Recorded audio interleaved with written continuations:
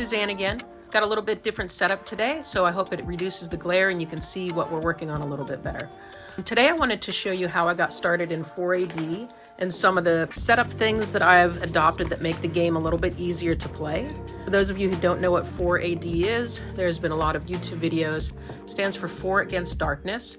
It is a solo adventure game that has you create a party of 4 people, and through a system of tables with a 6-sided die, you can create dungeons. And in those dungeons, you will have encounters, you will run into monsters, you'll have to do combat, you can do quests from some of the monsters.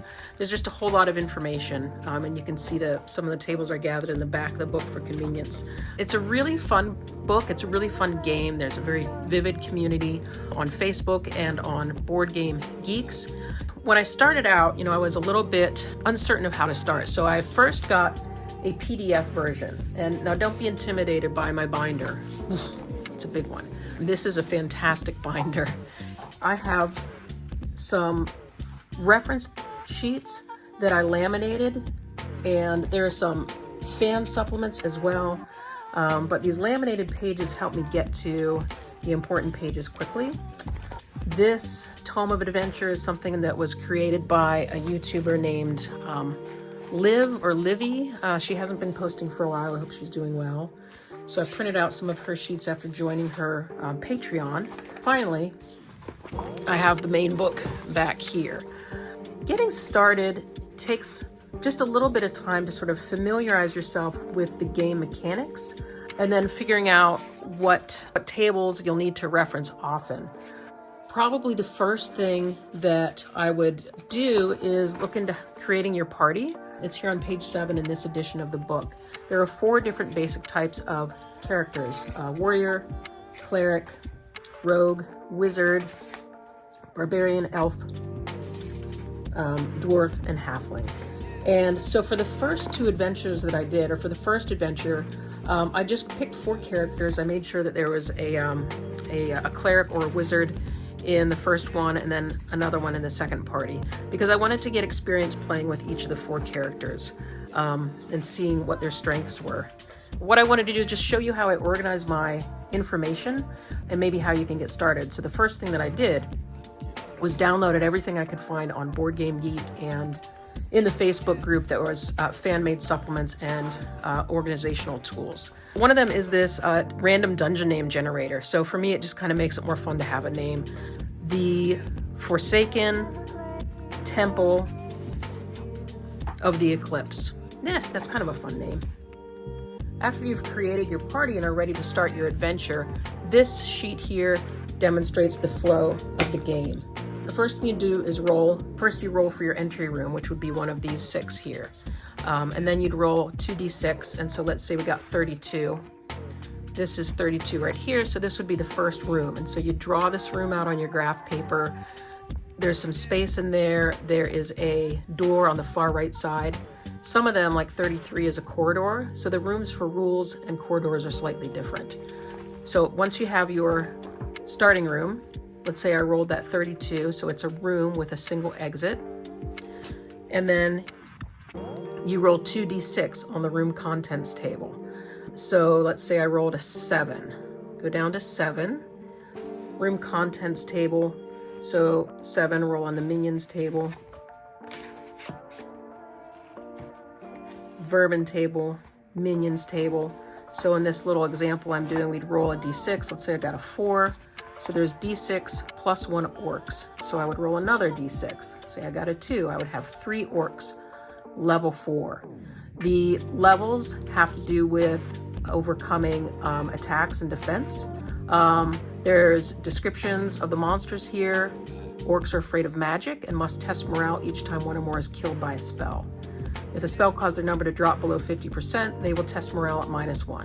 They never have magic items in their treasure. Treat any rolled magic as d6 times d6 gold pieces instead. You can roll for reactions before you engage in combat. 1 to 2 is a bribe. You can pay them 10 gold pieces per orc. 3 to 5 is a fight, and 6 is fight to the death, which means that you can't retreat after you begin your fight. So this is the actual journal folio that I take with me on a trip. I can just throw this into my bag or into my car, and it's very compact and it's got everything in here that I need to play. The books I'll store here in a front pocket, and that will hold 2 books nicely up there. There's a lot of space in this journal. It came with these removable pockets, empty mesh baggies that you can put anything you want in. These are the cards that I mentioned, the 4 to a page character sheets that I got from Liv. These are nice cardstock, and I kind of like these. I have a party in here that hasn't even been played yet.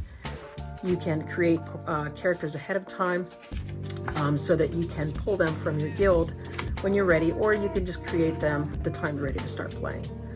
These are examples of the little pocket books I mentioned before. These are the 8 characters: warrior, cleric, rogue, wizard, barbarian, elf, and dwarf.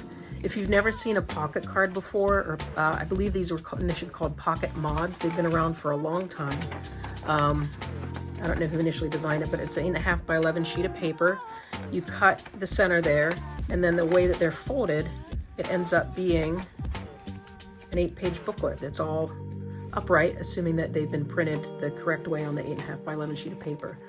This is another one, I believe, this is fan made, and this has all of the tables. Depending on how old you are, you might need reading glasses to read this, but the room shapes are here, the starting rooms. This is the flow. You roll 2d6 to get your room number, and then whether it's a corridor or a room, it gives you instructions here. Treasure tables, random spells, rewards, special features, quests. So if you choose not to fight, you could receive a quest from a monster, and then you get away from that monster, and you might get a reward if you complete the quest. And then this also has the minions table here, the vermin table over here. So again, it's nice and portable. It gives you instructions on how to fold it here. I do need reading glasses for that though. I have a deck of cards. These are available from Drive-Through Cards, and I believe there are 5 decks right now. I think he's working on a 6th, so this is Monster Deck 1 and Monster Deck 2. What I like about these 2 decks is that these are the monsters that are in the book. So I think that Monster Deck 2 are the monsters that are in the original book. I believe on the back of these cards, they're color-coded. So instead of rolling a dice, you can just grab a card from your stack here. You could pile them up into their respective piles, and then just take a card when it's time, or shuffle, or draw a card. And all the information is here that's in the book. So I've got 2 decks in here. I don't own all of the decks yet. These look to be like some blank character sheets that I haven't filled out yet. So when I'm traveling, I've got some that are pre-made, and I really like these guys. So like any role-playing game with combat, you need to track your hit points. So I ordered these off of Amazon. They look like little Viking shields with stone design on the back, and you simply turn these to get your number. So the highest is 9, which covers all the level 1 characters easily. So I have 4, 1 for each player in my party. All right. I also have, this is sort of my go-to set of dice and markers. So if I've got a party, so each character will get a color, so I know who's who. And in the fighting rules, if you're in a corridor, only the person in the front is going to be able to have an encounter. I think the rules say that the front 2 people can fight unless you have a ranged weapon like a bow or an arrow. The other 4 that match, okay, these 4 match, I will arrange in the order that they are marching in so that I can keep track of that. And then this represents the lantern. Somebody in the party has to be carrying the lantern, which influences what kind of attacks they can do. So I will just put this on their card sheet to remind me who's got the lantern. So this is the basic stuff right here. Between these items here, you know, a monster deck, if I want it to be more colorful, just gives me a nice, really nice visual of who I'm fighting. And then my 2 pocket sheets, which have the rooms and the tables, and then this for reference for my characters. Between all of these, this is a game on the go. Now, there's one big piece missing, which is drawing the dungeon and tracking things. So I got a set of these. These are just craft books that you can get in bulk in Amazon very cheaply. I ordered 32 of each. This one, I have it labeled log.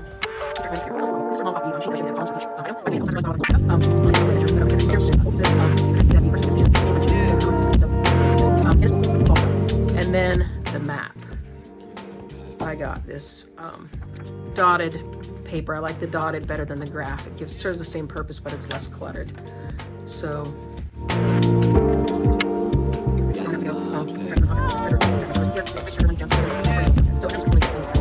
I think if I could highlight what's important to me here, a carry case that holds the basic book plus maybe one other book. Okay, basic book that I can refer back to. Pre-made character sheets so I can generate parties on the fly. I love the monster decks because they add some visual interest. I have just enough markers here for 1 party plus 2 dice. These pocket books are helpful, and then what I like the most is that I've come up with this organizing plan. 1 book for the maps that has the grid, and 1 book for the log that has just kind of lists of things. I'm sure that my playstyle will continue to evolve over time. And if you would like to leave any comments about what you like with my setup or things that you've tried, please let me know. So thanks a lot. Thanks for watching this video.